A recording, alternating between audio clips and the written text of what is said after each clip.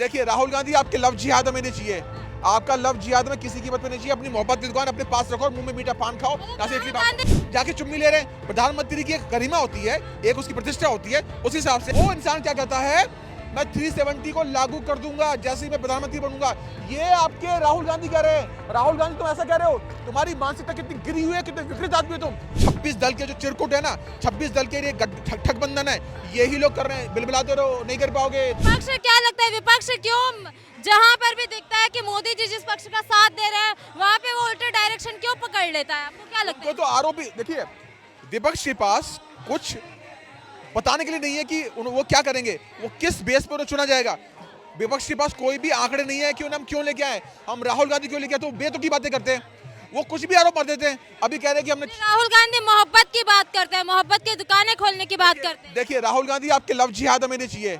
आपका लव जिहाद में किसी कीमत पे नहीं चाहिए। अपनी मोहब्बत की दुकान अपने पास रखो और मुंह में मीठा पान खाओ। यहाँ से इटली बात, गांधी जी लव जिहाद करते हैं, आप कह रहे हैं? ये लव जिहाद का तो हिस्सा है।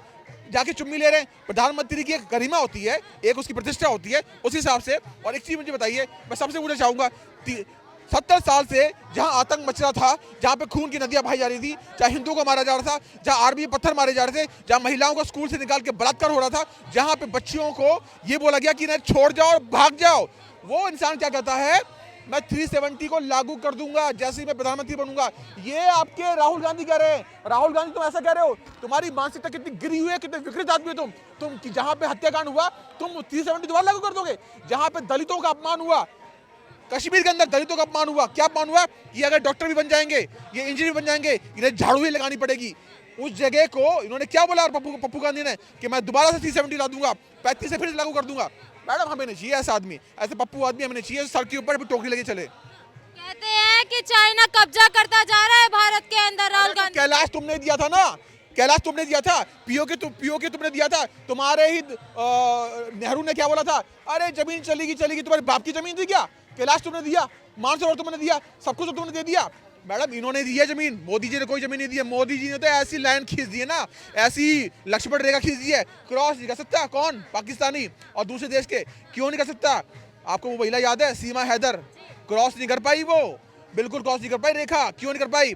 पहले तारों के नीचे से आना संभव है क्या? पहले संभव था ना, कांग्रेस के राज में ये होता था। आपको पता नहीं है कि रातों रात पाकिस्तान भीख क्यों मांग रहा है? इनको किसी को नहीं पता क्यों मांग रहा है, जानते हैं? नकली नोट वहीं छपते थे और वो तारों के नीचे से आते थे, एंट्री बंद हो गई।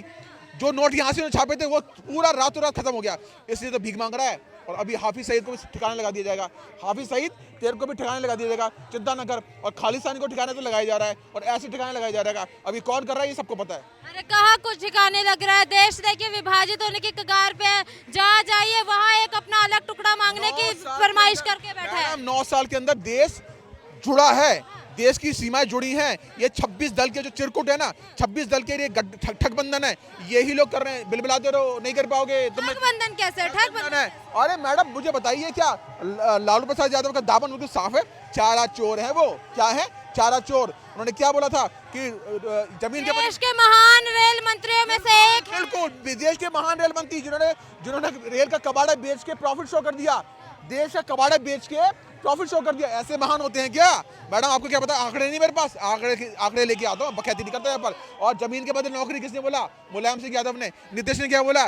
10 लाख रुपए का लोन ले जाओ मुझसे, 5 लाख मैं दूंगा, 5 लाख तुम भरो ना भरो। ये किसी नीति है? सिर्फ खाली अल्पसंख्यक है क्या इस देश के अंदर? क्या जनरल कैटेगरी के आदमी को नहीं चाहिए?